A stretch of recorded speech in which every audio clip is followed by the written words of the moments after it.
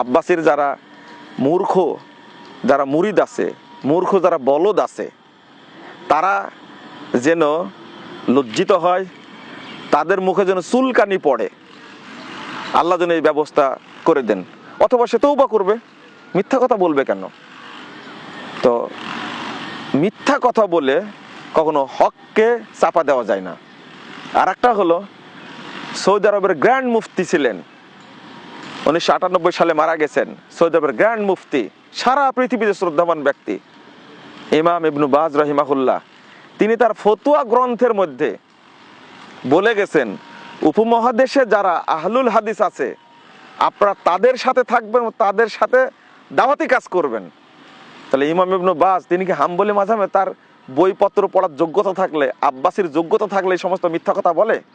ইমাম ইবনু বাজ তার ফতোয়ার গ্রন্থের মধ্যে লিখে গেছেন যে উপমহাদেশে যারা আহলুল হাদিস আছে আপনারা তাদের সাথে দাওয়াতি কাজ করবেন, তাদের সাথে থাকবেন।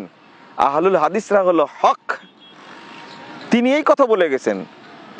এনায়েতুল্লাহ আব্বাসীর তো এই কথা পড়ারই যোগ্যতা নেই মনে করি, আমি মনে করি।